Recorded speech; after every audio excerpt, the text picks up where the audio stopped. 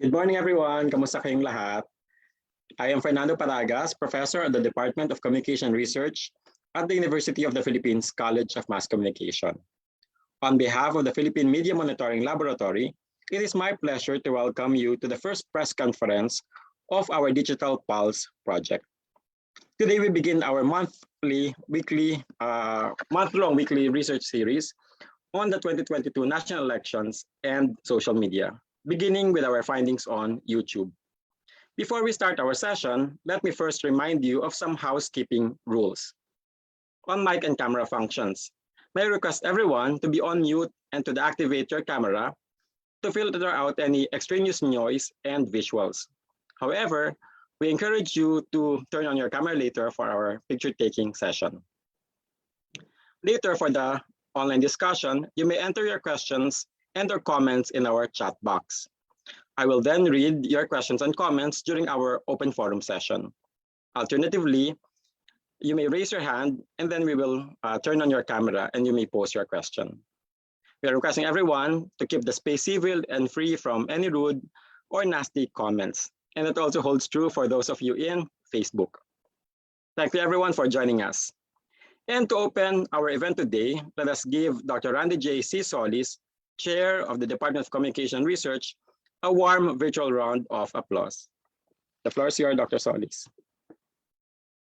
Thank you, Dr. Paragas.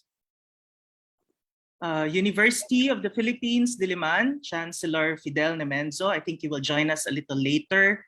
UP Diliman College of Mass Communication Dean Arminda Santiago.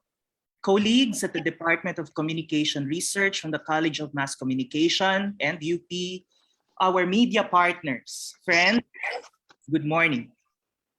With the COVID-19 pandemic, especially with the recent Omicron wave 4 months before the national elections, a lot of our interactions regarding the elections have migrated online. With 81% Filipinos using social media in 2021, according to Hootsuite and We Are Social's Digital 2021 report, examining how political discourses, particularly about the elections, are constructed among online social networks is critical.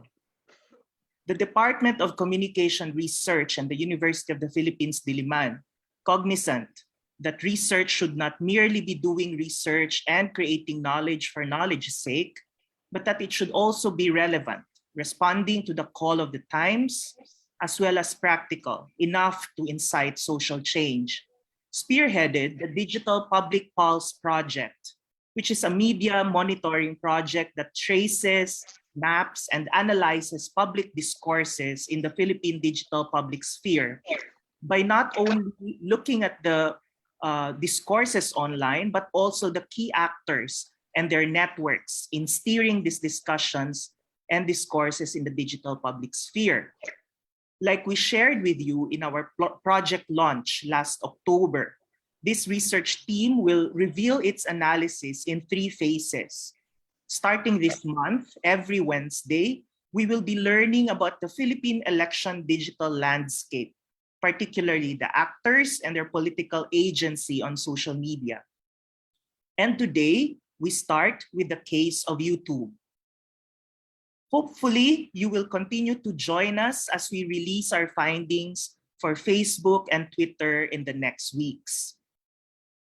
The Digital Public Pulse is a research project under the Philippine Media Monitoring Lab of SALIC, a hub for excellence in communication and media research in the Philippines. The Department of Communication Research's initiative as a CHED Center for Excellence in Communication, and in line with the University of the Philippines' mandate of leadership in research in the country. We congratulate our members of the faculty for this initiative, Professors Fatima Gao and John Benedict Bunkin, Drs. Fernando Paragas, Maria Rosel San Pascual, and Julian Baldo Cubelo, as well as our research collaborators, Dr. Jalton Tagibao of the UP Diliman Department of Political Science and Dr. Geoffrey Solano of UP Manila Department of Physical Sciences and Mathematics, and our collaborators from Rappler. To our media partners here today with us, we hope that you help us expand this discourse about the online discourse on the Philippine elections. Thank you very much for being our partners in sharing this knowledge with the Filipino voters who truly need to know how to engage better in the digital public sphere and those who will decide the fate of our country come May. I am personally excited to hear about the results of this research. Without further ado, let's hear it. Maraming salamat, Dr. Solis. And now, to present the findings of the YouTube component of the Philippine Media Monitoring Laboratory's Digital Pulse project is Assistant Professor Fatima Gao, who is concurrently serving as one of our team leads. Assistant Professor Fatima Gao's research centers on the mediation of platforms, algorithms, and digital technologies in cultural production, politics, and public discourse. Her recent scholarly works involve theorizing algorithmic cultures, problematizing platform governance, and investigating political influencers and social movements in contemporary media environments. She has published and presented in international and regional journals and conferences. She has a master's degree in digital communication and culture from the University of Sydney and a bachelor's degree in broadcast communication, magna cum laude, from the University of the Philippines. Please welcome Assistant Professor Fatima Gao.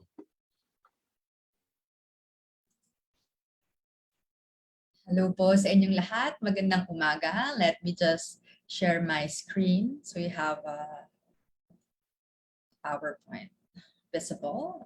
Just to check with you, is the screen visible? Do you hear me well? Yes, Fatima, very clear. Okay, great, fantastic. Okay, good morning, everyone. I'll be presenting our first report for our 2022 Philippine Election Digital Landscape Research Series. And today is focused on the election networks on YouTube. This project is under the program Digital Public Pulse, or DPP for short, which is a pioneering interdisciplinary research collaboration that inquires about the intersection of digital publics, social networks, and media convergence.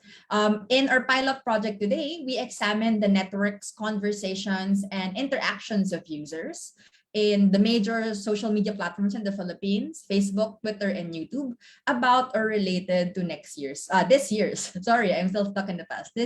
election. So the research team is led, as mentioned by Dr. Solis earlier, by the Philippine Media Monitoring Laboratory of the Department of Communication Research, UP Diliman, with Professor Ben Bungkin and myself co-leading the project, together with our colleagues Dr. Hernan Paragas, Dr. Julian Baldocobello, and Dr. Chen San Pascual. Given the interdisciplinary nature of the research, we also brought in collaborators. We have Dr. Jeffrey Solano as our data science specialist and Dr. Jalton Tagibao as our political science specialist. We also have Rappler as our knowledge partner for the Facebook component of the study. Now, DPP has 3 phases, as mentioned also in our opening remarks, and will focus on phase 1 for the month-long research series. We are answering the question specifically, who and what are the influential electoral candidates, political leaders and parties, civic organizations, political influencers, and individuals in election discussion on digital media. When we talk about mapping the election landscape, what we mean is that we systematically monitor diverse sets of actors and how they mobilize their political interests online. Among these actors are digital publics, each of us who use social media to have our voices heard in mainstream politics. However, we know that social media is not representative of Filipino voters because not everyone is meaningfully able to participate, as well as the existence of non-human, non-Filipino entities in our digital spaces. So it is important to clarify early on that the research is interested in understanding the capability of different actors to influence political conversations online. It's not necessarily a poll or survey of public opinion or preference. So something to keep in mind as we go along our presentation today. Since this report is about YouTube, it's important to have an understanding of what YouTube is as a platform of political engagement. Last year, YouTube overtakes Facebook as the top social media platform in the Philippines with 54 million Filipino users. And this is, I think, a bigger number this year because this is last year's figure. As you know, it is a video sharing platform with a tagline, broadcast yourself, given its affordance to virtually anyone, for virtually anyone, to create content and have a platform to share it with others.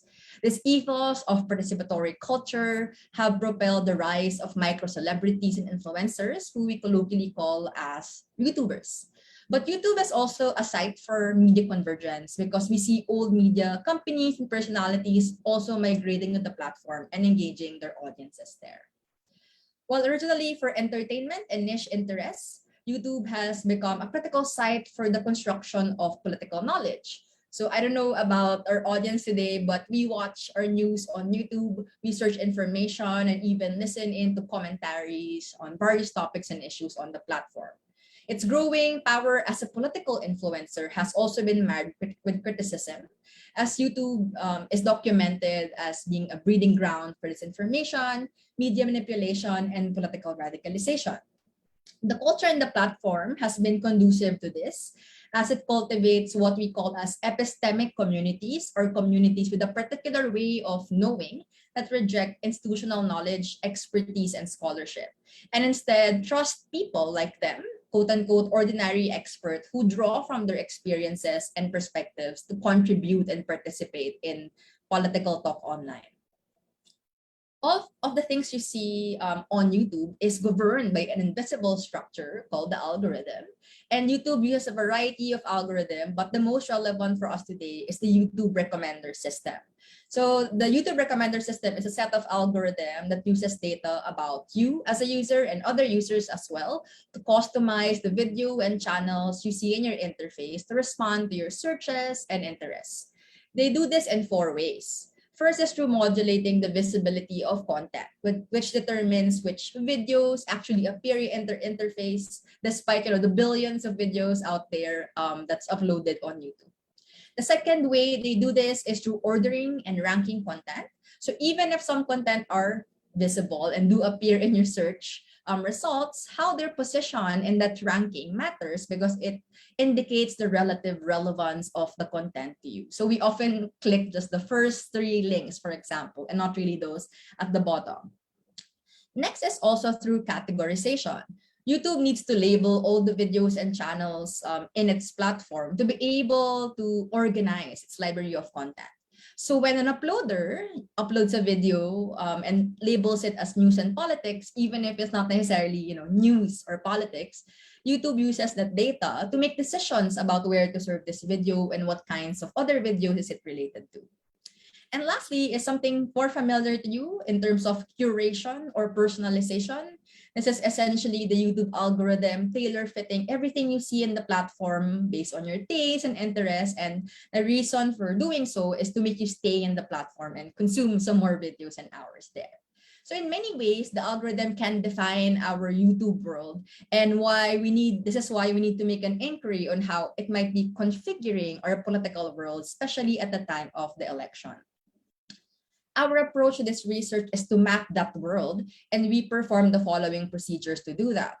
First is really identifying the keywords that we want to use to search for these content. We have 3 sets of keywords: general election keywords, the names of our candidates, which we update as we officially file COCs and people back out of the run, and also parties and coalitions. And we use these keywords to collect videos that are directly about the election, and then use the preliminary set of videos as our seed videos to collect the rest of the recommendation network. So even if it's not directly about the election, if it's linked by the platform to election, that's an exposure still to political content.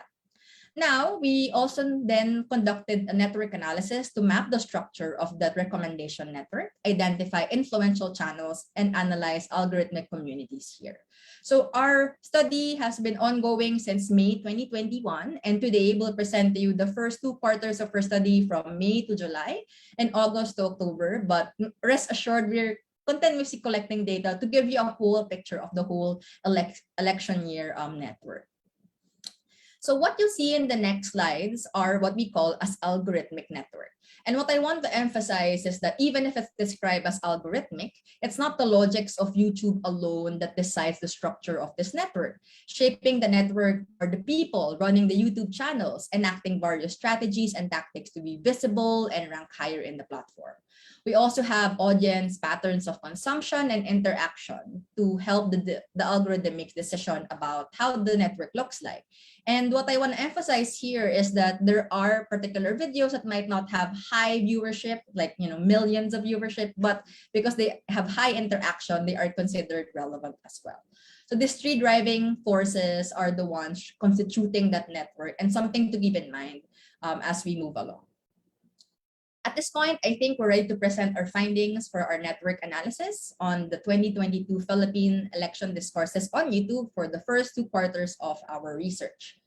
So I'll discuss the findings in 3 parts. The first is really talking about the algorithmic network, an overview of how the network looks like. But for us to appreciate it, we need to zoom in to the actual network actors and their level of influence in shaping political discourse on YouTube. And then we have clusters also within the network. These are communities that really have that epistemic look at constructing political knowledge. So it is important to take a look at it to contextualize the influence of each actor within specific communities. Now let's first have a look at our algorithmic election networks. This is an overview of the networks on YouTube, and we will be giving a handout at the end of our event today. So, you have a closer look at this network. And I know it looks, complex now, but I want to show you that, comparing Q1 to Q2 of the study, there's an evident change in the structure of the network that it's evolving as the election becomes a salient topic in the platform. Let's first have a look at quarter 1, where we are able to collect 650 channels representing more than 6,000 algorithmic connections. What this means is that the videos from those channels are linked through search and recommendations to each other, producing thousands of relationships between those channels. When we look at the structure of the Q1 network, we see that it has a dense network that emanates from the center outwards, with actors in the middle sharing the closest relationship, as well as having the most connection to the rest of the network. This already shows how it's an asymmetrical relationship between the channels, with some channels having more power over others. We also produce 5 major clusters from this network. So this is an overview. Don't worry, we'll walk you through each a little later, but to give you an idea what those communities and clusters are, we have community 1, mainstream news media. We have the second community of Duterte/Marcos aligned media sources and hyper-partisan channels. We have communities 3, news media that are algorithmically linked to some Marcos and Sara hyper-partisan channels. We have the 4th community on mainstream entertainment media, and the last community on Pacquiao channel that is algorithmically linked to channels featuring PNP chief Eliasar. We'll explain later why we think this is so. Now, moving on to Q2 of our network, which grew 46% from the previous quarter to 1,407 channels and have exponentially increased in algorithmic connections as well to 18,000. There was really an overdrive of election discourses in this quarter because it's when the nominations were happening, alliances, tandems, and filing of candidacy. So it's really, a high time for election talk. The Q2 network is also less dense with the smaller network density number and more dispersed. And if you see visually, we see the network expanding horizontally, which means that there might be less overlaps in the network and more distinct communities are forming. We also identified 6 clusters in this network. So there are similar clusters here, such as the mainstream news media, but we have new entrants as well. So we have the second cluster of educational institutions and informational YouTube channels entering the picture. And another salient point here is the expansion of the Marcos allied clusters. We have cluster 3, the Duterte Marcos aligned media sources and hyper-partisan channels, similar to the ones above with some changes in actor composition. And then before, we have the Marcos official channel subsumed under the Duterte Marcos cluster, but now it has its own channel in Q2, algorithmically linked to media personalities and hyper-partisan channels.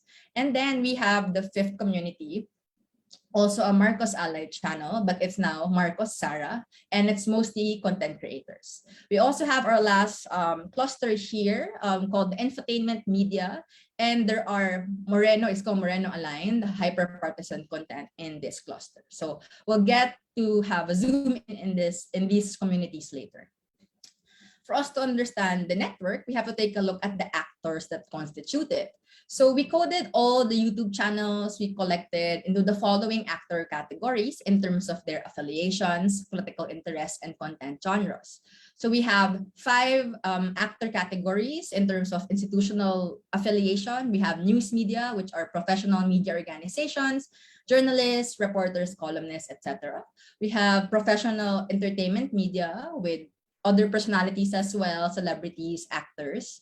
We also have politicians and government offices. So these are the official YouTube channels of the candidates and government offices. Civil society is also here to take a look at how NGOs, social movements, grassroots organizations, and their representatives are actually participating in political discourse. And of course, other affiliations that are not within the earlier mentioned categories. We also considered platform native actors, which means that they primarily exist on YouTube. Potentially, they have accounts also on Facebook, on Twitter, elsewhere. They do not have presence outside of social media is the point here. We have categories of the YouTube channels. The first one would be the YouTube news and political channel. So these are primarily featuring news, current affairs, political commentary, educational and informational content. And what I want to point out as early as now is that the label of news and political channels here is something that we derive from the own, labeling and categorization of the videos that the channels have uploaded. And some of it might be entertainment channels primarily, but they post a lot of political news recently, so we consider them as political channels. We also have YouTube entertainment channels featuring entertainment, sports, and other niche interests. We have a separate category for influencers and content creators, micro celebrities, bloggers, and original content creators who really use their persona or personality to share their opinion and experiences online. All right, so all these actor categories are a way to make sense of who's the dominant voice, right? But how these actors actually are influential in their capacity to shape political discourse is not equal. We have used 3 measures of influence to identify those actors or channels. The first is what we call as degree centrality. This is identifying the channels that are the most recommended in the network. These channels enjoy high visibility and overall prominence in the user's YouTube interfaces, especially when you look at the up next column in the upper right, of your interface when you actually watch a YouTube video. The second metric is called page rank centrality, and anyone who uses Google is familiar with this because it's all about identifying the most relevant channels to our search keywords about the election. So the more related or relevant the channel is to election keywords, the higher it ranks in our search result. The third one is called Betweenness Centrality, which might not necessarily be the most visible channel out there, but they function as bridges or gateways from one group of videos to another. So in the slide, you'll see the example of Team Pacquiao, which serves as a bridge to the general Pacquiao news, for instance, him running and everything.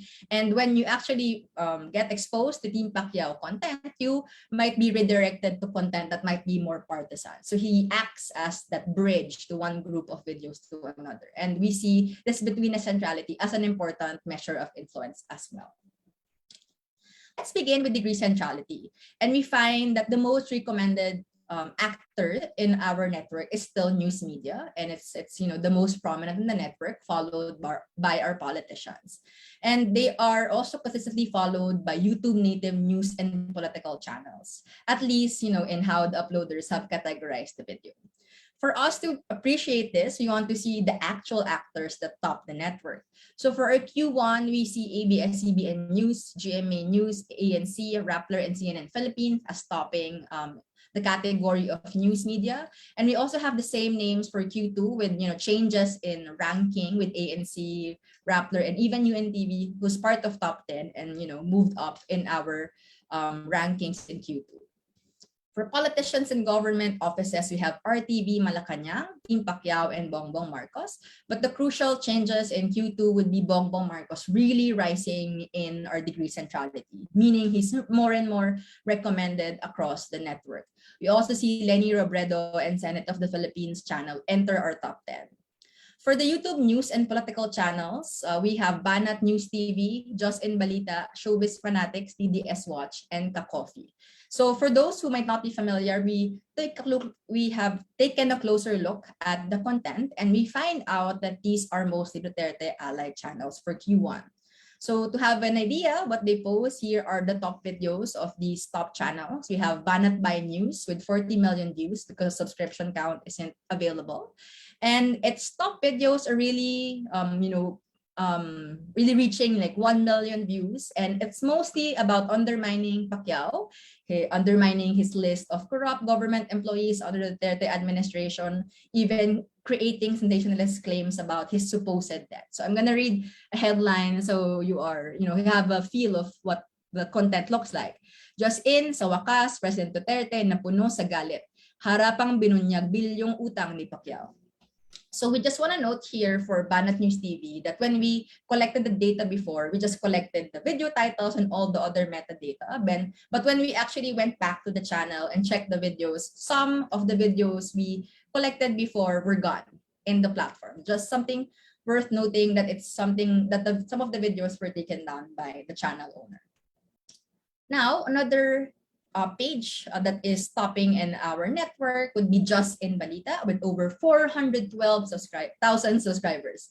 So the top videos are the same, attacking Pacquiao by Duterte allies like Singson and Cusi about his faction and eventual departure from PDP Laban. There is also a top video that celebrates the acquittal of the Marcoses on their cases of ill-gotten wealth. And the headline says, Panoorin, President Duterte, good news. Kaso ng mga Marcos, ibinasura. Katotohanan, lumabas. Dilaw, iyak. So these are the kinds of videos that these channels are posting. For Q2, we have the same category of YouTube news and political channels as influential or most recommended, but we have a different set of channels now, including Showbiz Chikadoro, Tropang Bisaya, Showbiz Fanatics, Euphonico TV, and Filipino Future. And upon, again, closer investigation of these channels, these are mostly pro-Marcos channels, but also featuring lots of pro-Duterte content. So Showbiz Chikadoro has 151,000 subscribers, and its top videos ridicule Rappler for allegedly censoring their online polls when Marcos supposedly won. A related video uses a day's worth of social media and website survey from Manila Bulletin and claiming again that Marcos is more popular than Lenny, despite Manila Bulletin later releasing an article that Robredo actually won those survey. Other videos berate Isko Moreno for his platform on tax cut on key industries by an allied lawyer, because if you remember, I think Marcos Jr. also had a similar platform. So similar to the Banat News TV channel, the big caveat here is that most of these channels' videos are gone when we check them again. So the URL is working, but there's a prompt that says that the video was taken down by the owner for some reason. So this is an interesting finding that we will investigate further. But for now, let's focus on our actors. The other channel I want to use as an illustration of these Marcos allied hyper-partisan channels would be Tropang Bisaya with 101,000 subscribers. And its content is mostly doing what they call as Kalye surveys, which is basically a man-on-the-street survey. Other videos from these channels are about Marcos' activities and another video featuring Duterte's Manila Bay project as being blockbuster. Now, moving on to PageRank centrality, which is about the relatedness of the channels. And I want you to think about these measures as, also interrelated. We also see the same patterns here with news media and politicians ranking high in relevance. But we also want to take note that entertainment media and influencers are also becoming relevant channels, even if they're not necessarily political inherently, and they're encroaching that political space. For news media, we see SMNI News, the broadcast media company owned by Kingdom of Jesus Christ, led by Apollo Quiboloy, as one of the top channels in Q1, along with the same media organizations we saw earlier. And then in Q2, there are just also the same names with just movements in the top And we will present to you in the handout, a larger list. So don't worry about it if you want to check the whole list. Then we have politicians channel. We see the same trend of the rise of Bongbong Marcos in Q2 in terms of relevance to the elections and the addition of Leni Robredo. The new category here that is important to note would be entertainment media such as ABS-CBN Entertainment, OJ Diaz, Alex Gonzaga Official, Dr. Vicky Bello, Celestine Gonzaga Soriano. For you to have an idea what these content might be, these posts are mostly features and guestings in entertainment programming and celebrity blogs such as Duterte Enesco's interview in Gandang Gabi Vice and Alex Gonzaga's YouTube content with Moreno. So these kinds of content distances the politicians from news and the issues and transforms them into something for more relatable personality. Note though that some of the videos here are not necessarily uploaded within the time frame of the study, because even if they're old videos, if they are they have keywords related to the elections, they are considered related nonetheless. In Q2, we also see the rise of influencers and content creators, namely Vincent Tabige, Maharlika, Coach Jarrett, Algere Vlog, and Giselle De Vera. And upon again closer investigation, these channels are most likely Marcos allied micro celebrities. So for example, Vincent Tabige with 208,000 subscribers, and his content is mostly Cali surveys again. And in fact, the notable factor here is that he's doing all these vox pop type of content and doing hundreds of them all over the Philippines. There are also videos amplifying on-ground campaign activities of the Marcoses. For example, PBM Caravan, grabe history ito, dinagsa. We also have another influencer named Maharlika. So she's an OFW blogger with 402,000 subscribers. And her channels feature campaign announcement of the Marcoses with interviews with Marcos' son, Sandro. She is also known to create videos that really disparage the critics and opposition personalities. So a lot of videos ever since I think Bongbong Marcos ran for office in 2016. Now, the last metric we want to focus on is Betweenness Centrality. And again, news is still the leading channel here. It is noteworthy, though, that the politicians and even non-political channels like entertainment and civil society are also functioning as bridges or gateways that can direct you to a different group of channels. And once you watch those channels, it's possible that you will be exposed to a really new set of videos for the rest of your recommendation. So news channels are more or less the same with Inquirer.net as the new entrant in our top channels. Politicians follow the same pattern as well, with Team Pacquiao as an influential, gateway to sports content and some political content in Q1. And then in Q2, same pattern, Marcos is overtaking Pacquiao as the top channel among the politician and government office channel. The same entertainment channels are here, and some new civil society players such as Gapminder Foundation, which is an international organization fighting disinformation, and another called Divine Word Media PH, which is a Catholic missionaries channel. So I want to show you now why Betweenness Centrality matter and how it is visually represented in our network. So in Q1, if you remember, in the previous slides, the official Bongbong Marcos channel didn't have a high Betweenness Centrality because he's not necessarily, highly connected nor in the middle of the web of channels. But in Q2, we have seen a dramatic increase in his Betweenness scores, and we see his channel right smack in the middle of the network and in close proximity with news media, YouTube news, and political channels and content creators. So it is likely, because of his high Betweenness Centrality, that you will see his content whenever you are surrounded by these channels. So in this section, we want to emphasize our key findings. The first one being news media remaining to be a key source of news information about the election. That's good news for our media partners today. But what I want to share as a caveat is that leading politicians and government offices can directly reach audiences without really the need of media to mediate or agenda set for them. The next one will be the rise of hyper-partisan YouTube political channels that is increasingly using YouTube to guise their content as news and informational channels. And we've seen that with Banat by News TV, Just in Balita, and there's many more examples in the full list of actors. We also have entertainment media and celebrity and religious organizations deeply intertwined with political discourse on YouTube. So even if they're not political actors per se, they are playing a role in our political discourse. And we see consistently in Q2 that Bongbong Marcos and his growing group of hyper-partisan channels are also rising in influence. Now, we want to contextualize all these influential actors in the communities where they are most influential, or communities where they are, constructing this political knowledge. So we'll move on to discussing our YouTube algorithmic communities. So you've seen this earlier, and I want now to actually zoom in each of the community here. The first community is our mainstream news media, so mostly professional news organization doing general election reportage. We see the size as 32%, the largest in the network, and the top actors are the same ones you've seen earlier. And we also conducted topic modeling to identify why exactly they're grouped together and what they are talking about. So the topics for this cluster would be the prospective presidential and VP candidacy of particular politicians, such as Duterte running for VP, Sara running for president at that time, Pacquiao as well. And then we see prospective party nominations by Isang Sambayan and PDP Laban.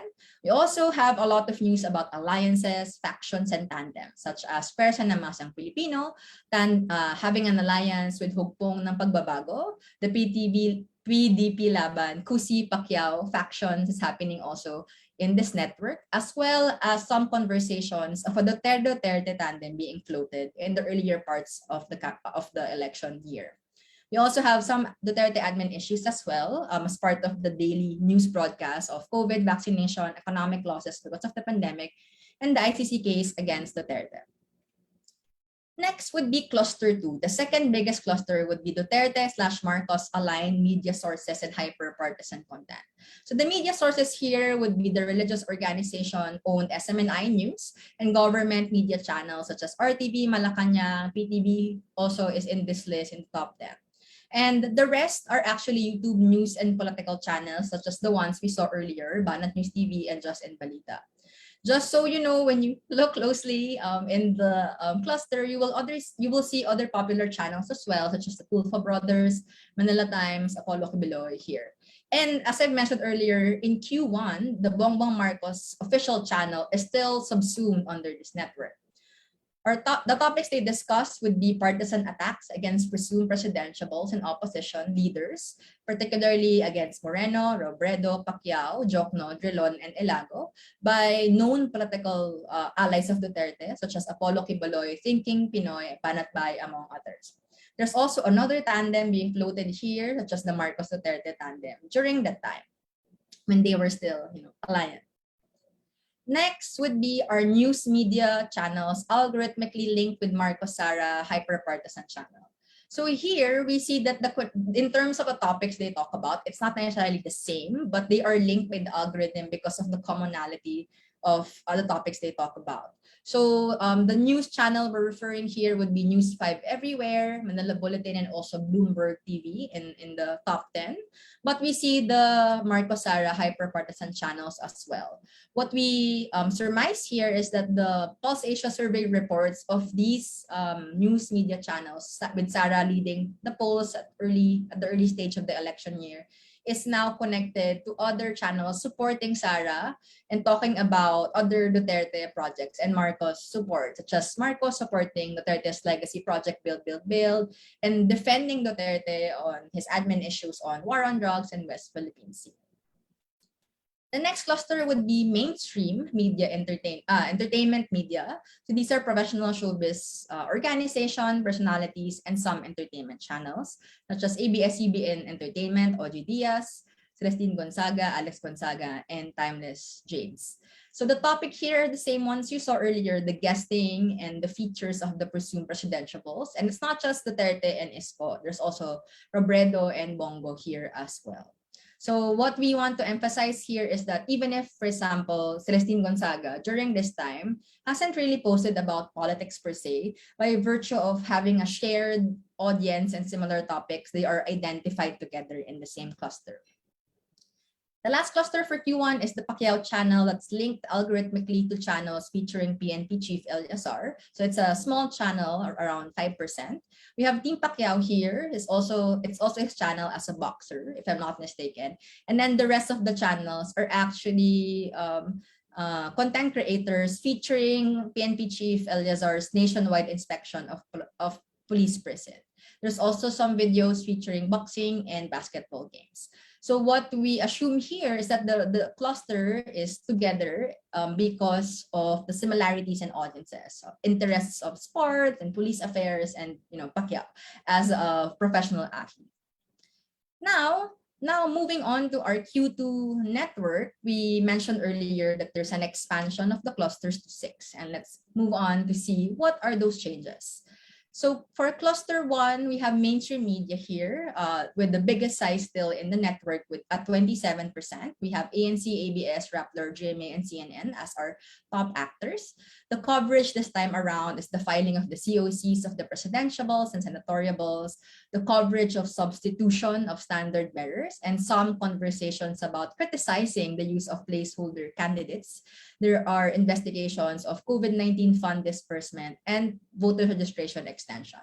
So in this cluster, I just want to note key changes from Q1 that some of the news organization we saw earlier that belong to a different cluster, such as News 5, Manila Bulletin, Bloomberg TV, have now been grouped to this community. So from the clusters of hyper-partisan content creators supporting Marcos and Sara, it's going to be they move to this cluster in the following quarter. This new major community emerged here, featuring schools and informational YouTube channels doing voters education campaigns. So this includes TVUP, Ateneo School of Government, Lourdes College, Participate PH, Finex Philippines. And the topics mostly are about voters ed campaign, voter registration information, and how to make the elections COVID-19 proof. So what's notable about this cluster is that they're big, but they're not as influential. So you see in the visualization, they're smaller dots and they're not really big nodes that we see as the more prominent actors in the network. In cluster 3, this is the same Duterte/Marcos cluster we've seen earlier, but now we have UNTV News Rescue move to this cluster, and UNTV is also owned by a religious organization as well.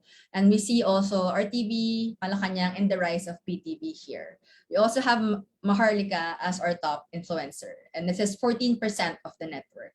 So it's the same content, such as the coverage of the COC filing, but they only feature admin presidentiables and senatoriables mostly. We have partisan attacks against other presidentiables and opposition leaders continuing from Q1, but we have new names that are included, such as Lacson, Pacquiao, Moreno, Robredo, Jokno, Brilon, and Elago. And we also have admin critics also being attacked in this video, such as Dick Gordon and Rappler. Duterte aligned channels and influencers are also here, but this time around, the key finding is that we are seeing the chasm between Duterte and Marcos supporters on YouTube, with Duterte allied channels and influencers criticizing and disparaging Marcos this time around.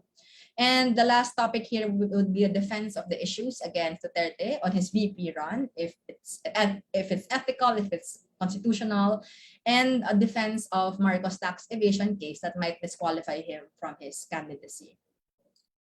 Cluster 4 is Marcos Jr.'s own channel. So he emerged as his own cluster, and we see that it's algorithmically linked to media personalities and hyper-partisan content creators and channels. So top actors here would be Bongbong Marcos, Tune In Kay Tunying, which is a YouTube show by Anthony Taberna, Filipino Future, Tony Gonzaga Studio. This is the popular interview of Tony Gonzaga with Bongbong Marcos, and TikTok with Astor Amoyo. So the topics they discuss here would be presidential surveys that's conducted informally, similar to the Kalya surveys, and they claim that there's solid BBM support in these surveys. There are also folk and local songs about the Marcoses, not just about Bongbong, but the whole Marcos family. We also see the rise of historical revisionist content here about Marcos Sr.'s legacy, martial law, and even attacks against the Aquinos.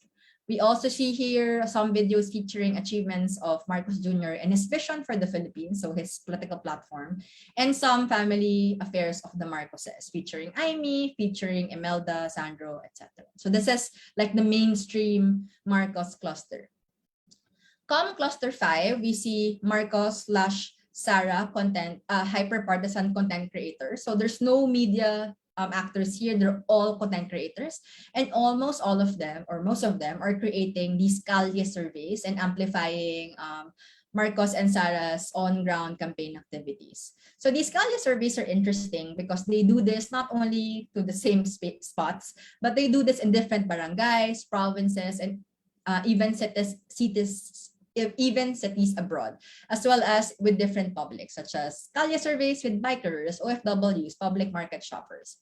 Again, there are claims of Marcos achieving landslide and solid preference in these surveys, and I put them here in quotations because this is the exact terms that the content creators have used. And we also see partisan attacks against Robredo and Moreno in this cluster.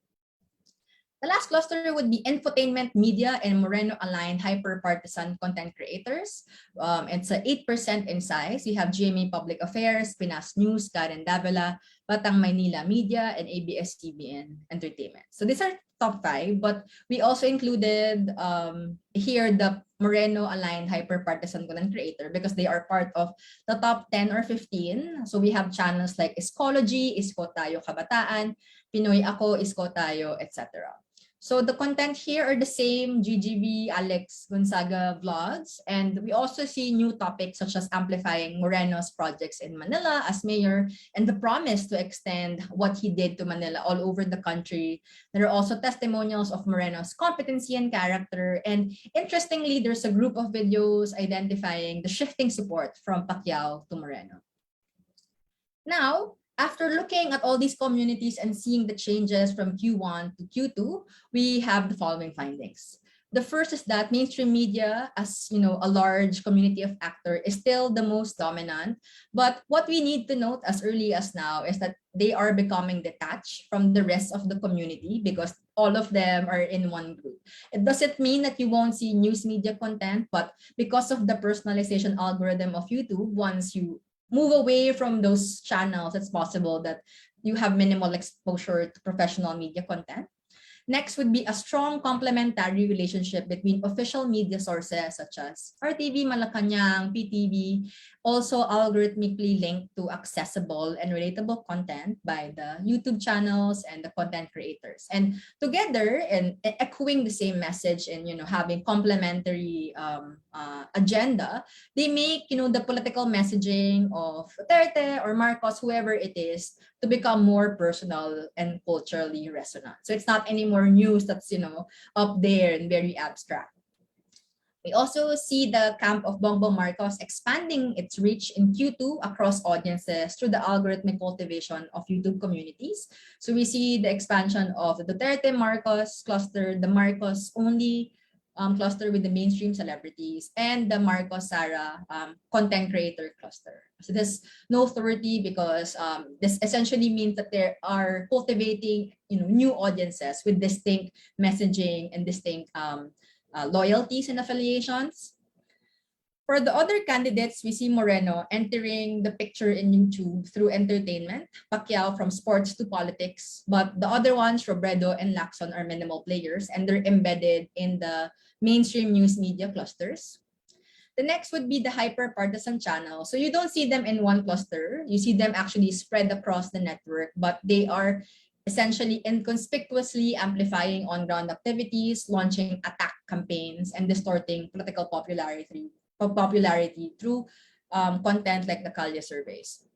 And lastly, for those audiences that might not be politically engaged, not necessarily apathetic, but they're not, seeking for political content, the entertainment and infotainment clusters are those pathway to be exposed to political content that they would otherwise not seen. So I know everything is a lot, but we want to share a few implications that might, shape the rest of the election season for the Philippines. So the first implication we want to share is that news media is an increasingly ambiguous genre. As we've seen earlier, some of the top hyper-partisan channels label themselves as news, write their headlines like news, and even categorize their videos as news. So these videos are not exactly products of journalistic practice based on a set of news values or produced following professional standards. Yet the invocation of news attaches a sense of objectivity and rigor in their videos. And this makes news as a genre susceptible to be used for manipulative purposes and push people away from consuming journalistic news because they are presented with alternative news content anyway.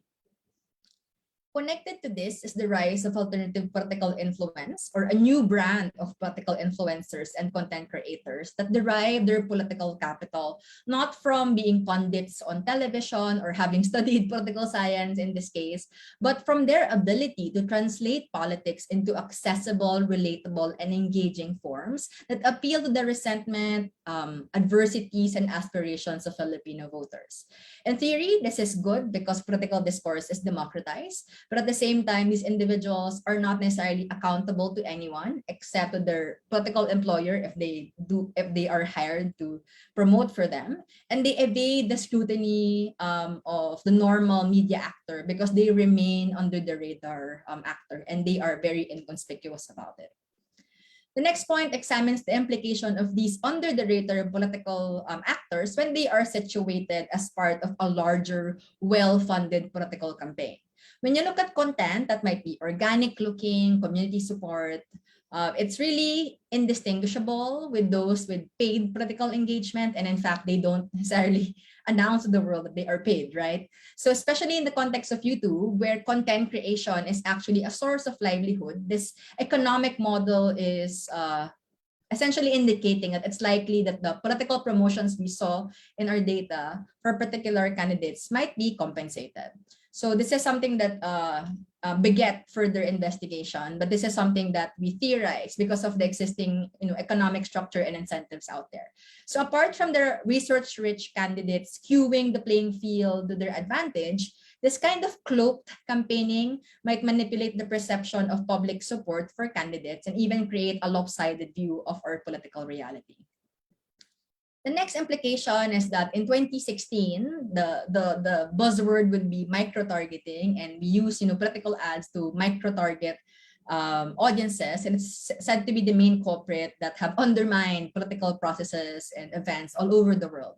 But we see in our analysis that the algorithmic community building that we see from our YouTube data is a more effective way in engaging audiences because they don't only tailor fit the political message they receive in terms of audience engagement, but also that you are building a community where people can relate and identify with your message. So what happens here is that the group of channels in this community is building this meta narrative, a bigger story, and this bigger worldview or identity that call voters into affiliating, associating with them, and this identity becomes the anchor to how they perceive the rest of the things they see during the election and the political discourses in general. And the last implication relates to the platform governance structure of YouTube, because talking about politics is popular. Incentives are really high for YouTubers to take sides and engage in sensationalist, inflammatory, hyper-partisan speech because it monetizes the existing political divides in the Philippines. Politicians are also forced to engage with YouTubers because the recent policy of YouTube disallow political ads. And this essentially makes the campaigning more stealth and hidden from election regulation and public scrutiny. So together, this creates the perfect storm for hyper-partisanship, and platforms might be complicit to the deteriorating state of our democracy. So we want to end our presentation today. I know it's quite long, but bear with me. Recommendations for our stakeholders. For our government stakeholders, it's high time to oversee these stealth campaign strategies online, especially on YouTube, and require candidates to declare paid campaigners on the platform. For media, we seek the help of our media partners here to rethink how election stories as straight news is delivered, and perhaps double down on reporting campaign tactics that might undermine democratic processes.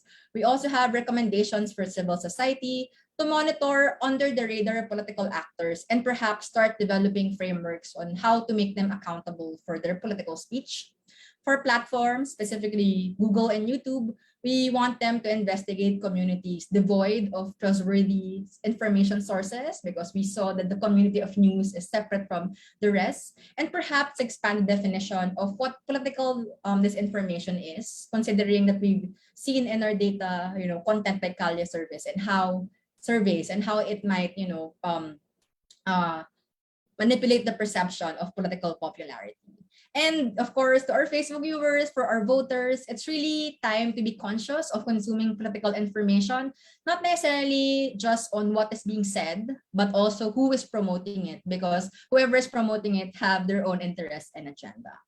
So that ends our presentation for today for YouTube. For next week, it's going to be Twitter, but I think we are opening the floor to questions from our guests. And I'm inviting in my co-lead for the project, Professor Ben Bungkil.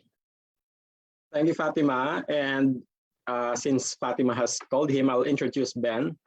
So Ben is co-lead of our DPP of the Digital Pulse, Public Pulse project. And he uses quantitative and digital research methods to study how network environments shape the communication of political and scientific information. Ben has presented and published work on the political communication networks of the Filipino youth, networks of online social movements, political participation, and science communication in various local and international conferences and publications. Ben earned his MA Communication and BA Journalism cum laude degrees from UP Diliman. Also, let me acknowledge the presence of Chancellor Fidel Nimenso. Hi, Chancellor. Thank you for joining us this morning. Hi. Okay. So Chancellor has a question. So bueno mano natin si Chancellor. He has a question here in our chat box. And his question is, how do you measure betweenness centrality? All right. So among those measures, betweenness centrality, actually all the measures of centrality is algorithmically calculated through NodeXL. It's the network analysis platform we use. So they have their own definitions and computations of betweenness that identifies, again, those central actors that are bridging one community to another. Ben, do you want to add? Yes, just to add, no, but I think from a computational perspective, it's the sum of the shortest paths of a node to the rest of the nodes. No? So that's how it calculates betweenness centrality. So aside from NodeXL, I think I might also add that we also use Gephi, just to compare again the differences when it comes to the calculations produced by these different programs. And we see naman that the results are the same. No? Okay, Chancellor, do you have a follow-up question for Ben and Fatima? Hindi, okay na yun sa akin. Yeah, salamat, Chancellor. Okay, so I'll ask questions about the centrality issues now. So we also have questions in Facebook where we are currently live streaming. So these two questions are from JR de la Serna. So the first question is, in your calculations for degree centrality, did you look at quote-unquote pure centrality alone, which means engagement direction relative to a node, or weighted centrality, which means repetitive engagement connections between nodes?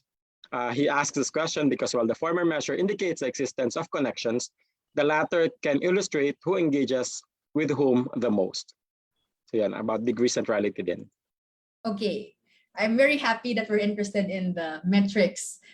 So for the degree centrality, we use degree centrality, the absolute number of connections in the network.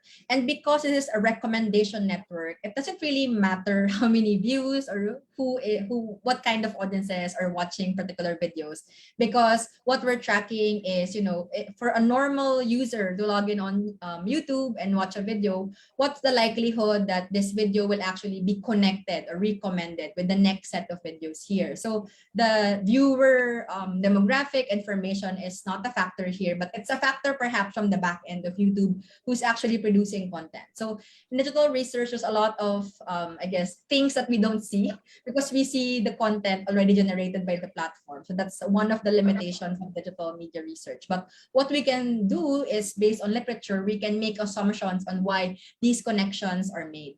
And then the second question on weighted degree centrality, we use degree centrality and not the weighted degree centrality because the algorithmic network is a power law network, meaning it's there's asymmetrical relationship between the channels, and that particular channels ultimately have more influence from the get-go. And what is done here is that because it's a power law, pag weighted kasi, you also count the channels even in the fringes of the network, which is not necessarily something relevant. As a normal consumer, we would again click only on the most relevant one in the top ranking one. So I think that's a rationalization here. But I just want to note that in Twitter and in Facebook, the metrics we'll be using is different because the network structure there is different.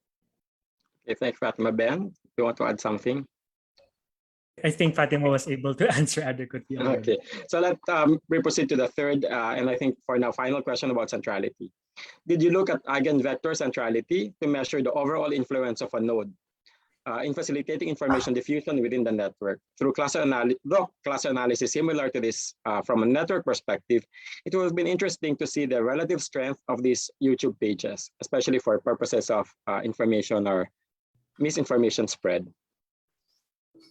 Right. Yeah, I think Fatima's mentioned this already. We took a look at all, actually, all centrality measures. So eigenvector definitely was one of those centrality measures that we took into consideration. But we chose PageRank centrality to report as one of the, more important, I guess, centrality measures to include in our report, because the network is a directed graph. You have the directionality of one video being recommending another video. So I think in those instances, and of course this is also in consultation with our data scientist collaborators, PageRank centrality would be the more appropriate metric for that, given its directionality. Okay, so since Ben has mentioned page ranking, I'll go to the question of Benito San Victorious Jr. Can the videos be boosted like in Facebook so that it will have higher ranking when being searched? Good question. So in an ad model, in search, for example, that's what we call SEM, search engine marketing, where we boost, the content artificially because you technically buy a space on top of the search engine, right?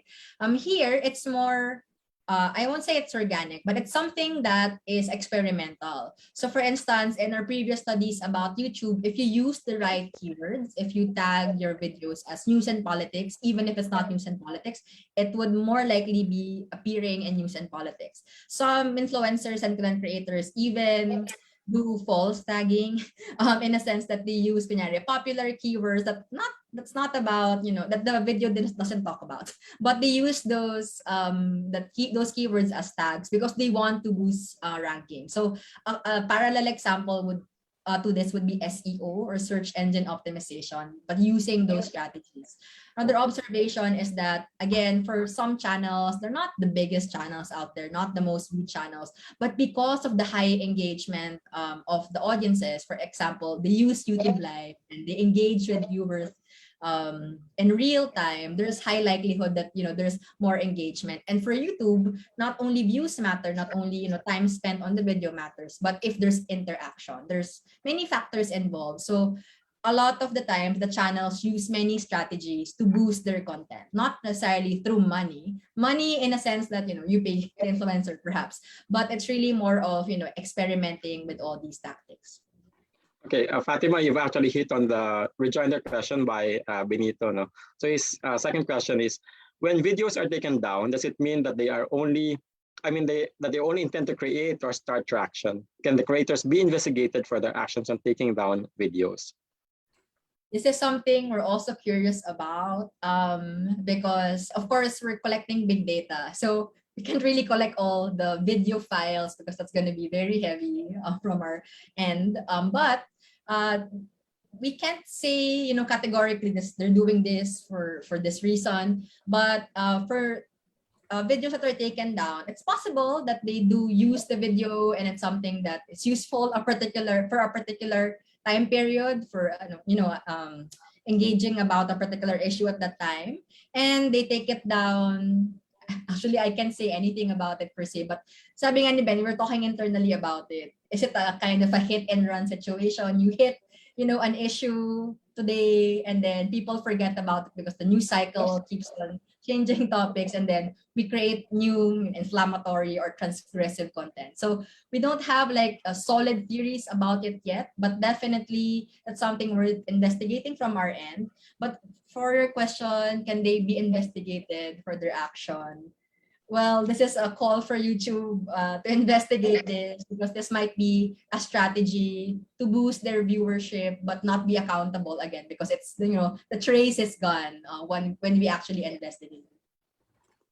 Okay, I think related to the question of engagement is the age of these political channels in YouTube, no? So because right now we're only looking at election keywords, but some of the videos were quite old.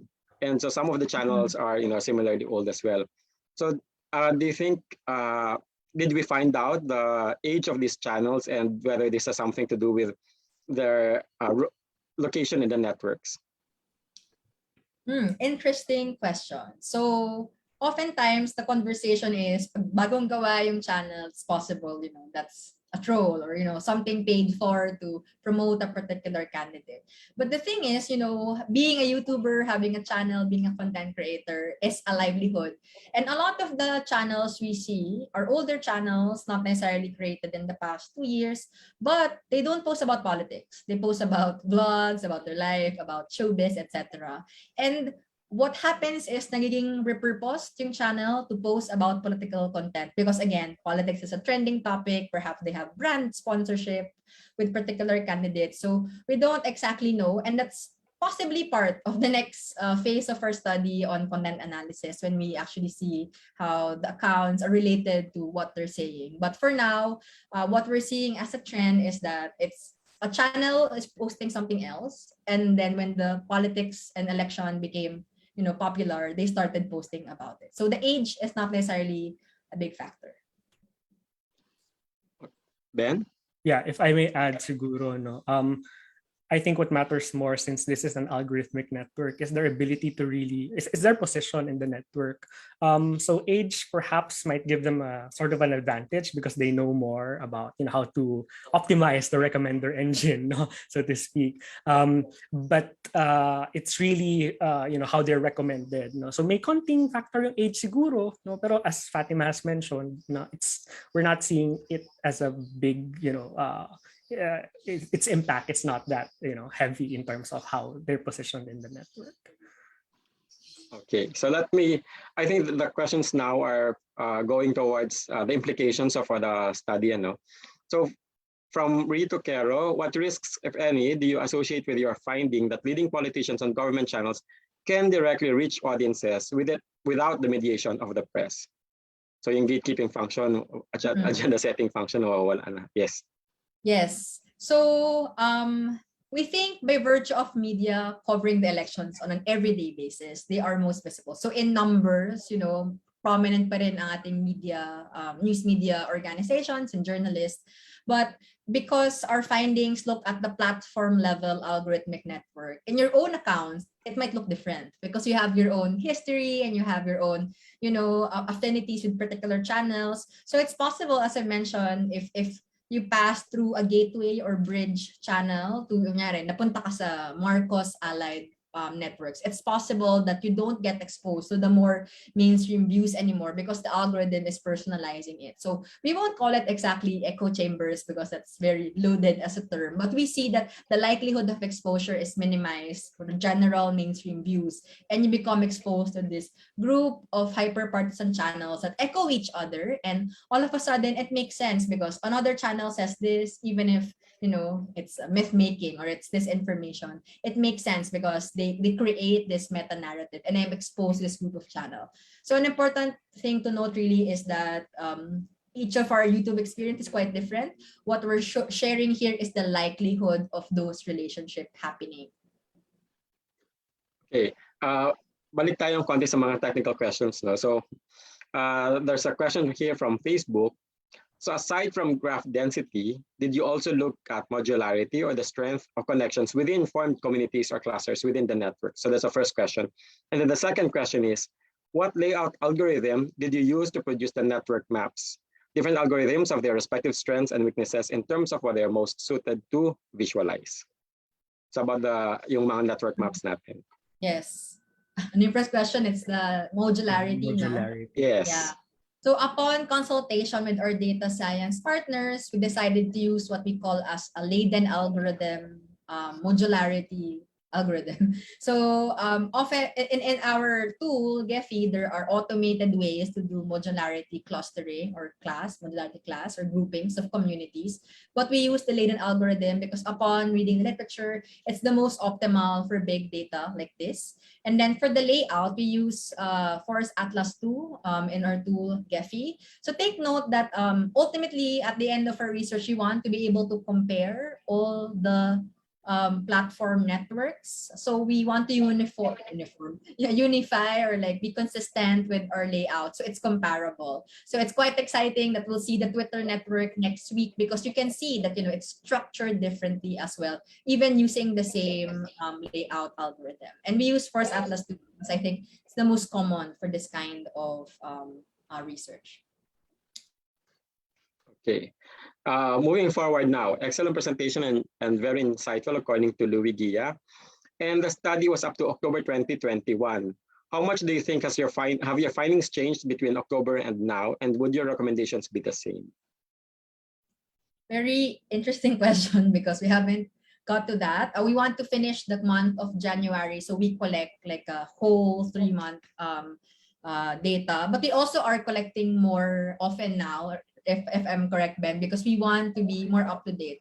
We are assuming from the very get-go na, as we near the election, more and more election talk is out there, and we have limitations with data collection. So we want to make the collection more often, so we collect more data. But this is my gut feel. I don't want to reveal anything on the record, but definitely more political talk. What's going to happen is there's more issues that will emerge, and then people will talk about it. So there's this practice in advertising called trend jacking, and I think it's going to happen. So if there's a trending topic, people will, the channels will latch onto it because again, it's a trending topic. Ultimately, we want to think about this YouTube channel as always linked to monetization. How do I make my channel viewed more, be seen more, be ranked higher? So that's the mindset here. So whatever is popular, they latch on. And I think come January, and dami nang nangyari, as we know. So we will see quite interesting updates in the next couple of months. Right. And if I may add, definitely in terms of scale, it's going to be so much bigger. I mean, even in terms of our data gathering, nakita natin how much it has increased over, in just a period of 6 months, And as we draw closer to the election, it may reach points wherein our computers may not be able to handle data collection anymore, But yeah, we'll do whatever we can.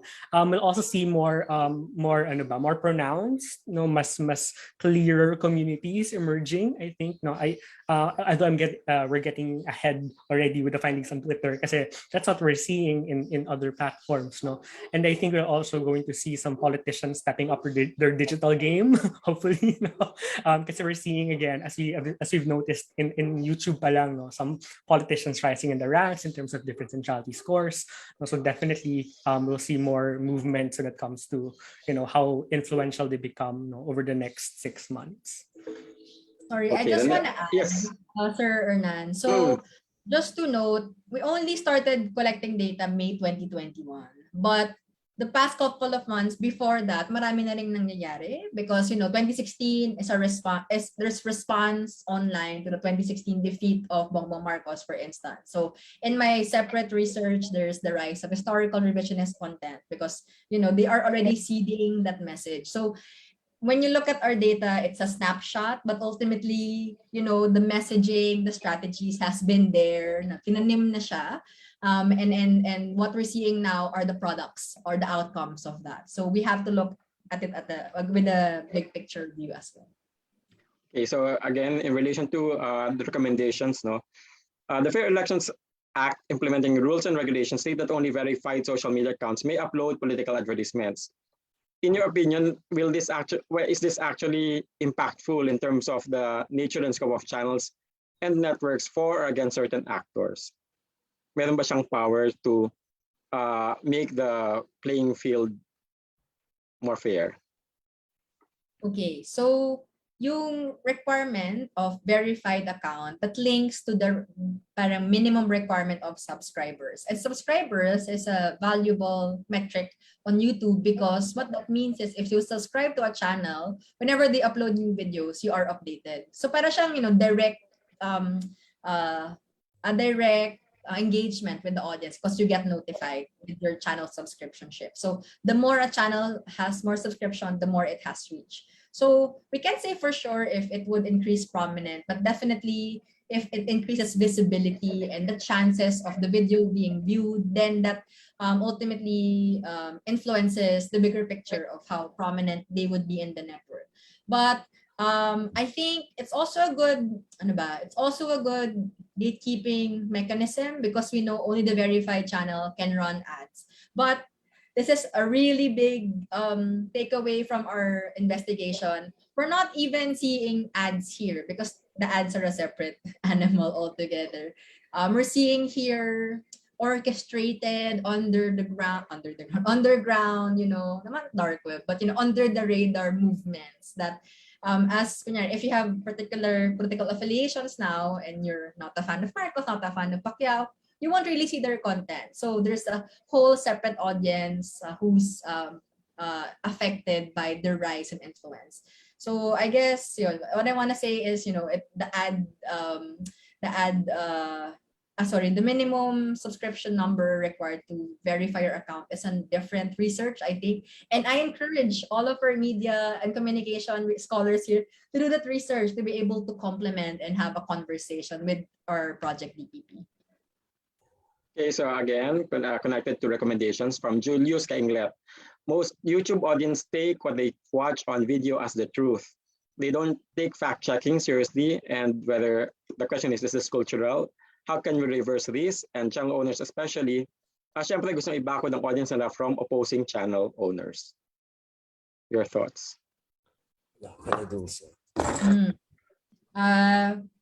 We can't make claims about it being cultural because the study primarily is a network analysis, but we can consult literature if this is, a tendency. I still trust the audience to make critical decisions about what they consume online.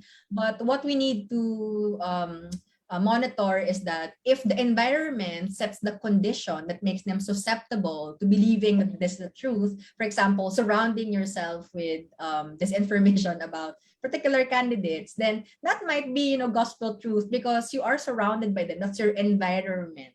But if again we boost the prominence of news organizations and make sure that news organizations reach the audiences that might be susceptible to these realities, then that would be a way to counteract that.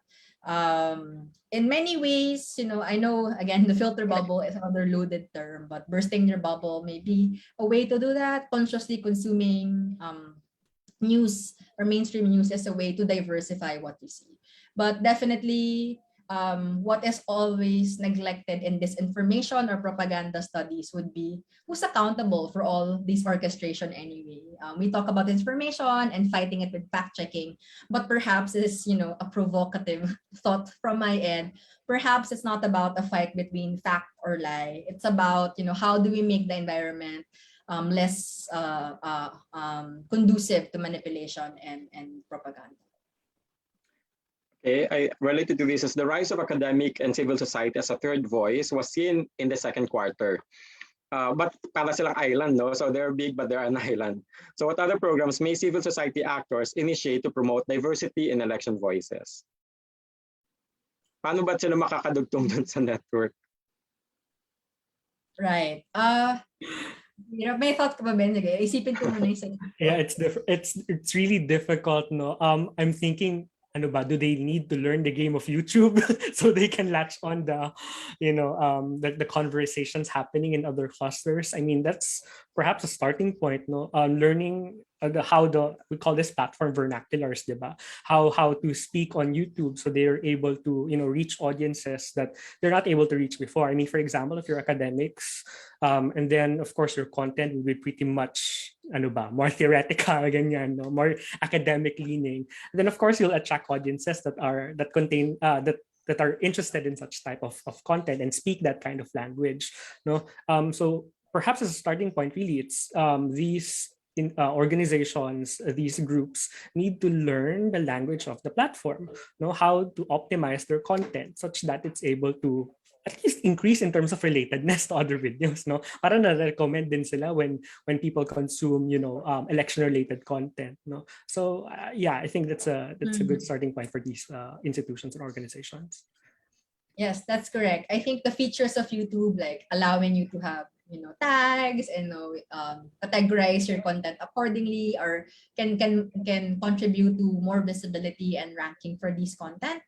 I would recommend you watching the videos that are actually highly engaged. So if the hyper-partisan channels are influential, what works for them? What are they doing that's correct, questionable, shady perhaps, but they're doing something right to be able to appeal to the platform. And this is a reality we have to accept, because again, the economic structure of the platform doesn't care if you're saying the truth or you are being responsible in your action. What matters is if it's something that caters to audiences and it gathers interaction and views, then that makes sense. So the starting point for me naman is start watching these channels and learn from them. Not necessarily copy them, but what works. What are the things they do that makes them work on YouTube? Okay, we have about 5 minutes, so I'll pagsingit ako na a couple of operational questions. From Brian Paul Samson in Facebook, what accounts did you use to generate the recommendations? Sorry, ano yung question? Ano daw accounts? I think there's a concern, diba, that you actually get what kinds of content based on your history, on your previous surfing data. So ang tanong ay, what accounts did you use to generate the recommendations or recommended networks, I suppose, or channels? Yeah, I think we started from a blank, it's a it's a blank account, so it's not an account that's attached to to Fatima's or my account, no. So it's really how the YouTube would recommend solely based on the features of the content, no. So wala pang historical data, at least user related data when it made the recommendations. Yes, that's right. So thank you. Parang na-clarify yung question in my head. So yes, the tool we're using actually generates data directly from the YouTube API. So that's not necessarily using a browser to look for the videos. It's directly from the API. So whichever data structure they have there, then that's what we collect. So again, this is a platform level look. Again, there might be some similarities on you, pero if you try, my challenge here is if you try to look for, use a cookie-free browser, like brand new browser, and try looking for content, you will see that if you use particular keywords, baka iba-iba yung lumabas. So that's where the personalization factor comes in there. Okay, we have a question from Galandita. Will the recording be available after? And so I posted the Facebook page of pmm.up Comres, and we're live stream there, and the video will be archived there too for your reference later. I think one more question is, pwede na ba natin Tagalogin ito? We will do our best to come up with a Filipino version for mass circulation too. Okay, and then I think the final comment comes from Benito again. And ang tanong niya ay tungkol sa content essentially, tungkol sa sabong, horse racing, mga ganyan, di ba? The classic. Ayun, can there be, most of the videos are sabong in nature where two forces are being pitted against each other, like the word sinapalpal, pinahiya, humiliated. And let me say, na actually this is for our phase 2. Di ba? We're going to study the messages naman for phase 2. So this month until Feb 2, we're looking at actors. Next phase naman, sa phase 2, we're looking at messages, what people are actually talking about. And tingnan natin kung ano naman yung mga rhetorical devices that are being used. No? So yan. So it's 11:28. Maraming salamat sa inyong lahat. At ulit, we have a schedule. Next week, same time. See you here again for our Twitter report naman. And then the week after would be Facebook report. And then on Feb 2 will be our consolidated report. So again, same time, we hope to see you again. And final words, Fatima and Ben. And then please turn on your camera, and then we'll have our picture taking. So let's hear from Fatima and Ben while we turn on our camera. Okay. Teka, nawala ako sa spotlight. Ayan, okay. Last words. Maraming kailangang trabahuhin in terms of really upholding fair and equitable election. And I think what we want to encourage here from our stakeholders and audience today is looking at our findings. What else can we do to make sure that the forces of evil, or that money or resources is not going to be the factor that would make the election skew to a particular candidates, and it's learning also that the structure of the network is quite different for each platform. So this is also already a call for you to attend next week, because Twitter is a different animal. It's not algorithmic per se. It's going to be interactional. So we're quite excited to see what we will share with you as our findings next week. Okay, thank you, Fatima and Ben.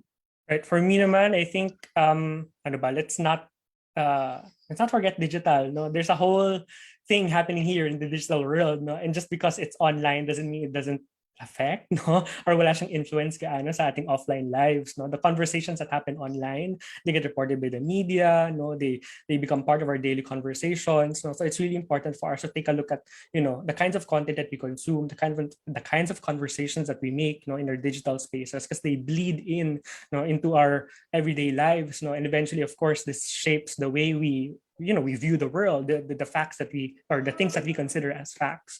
So hopefully our findings here would help everyone, especially our voters, become more critical and discerning when it comes to the information that they consume online.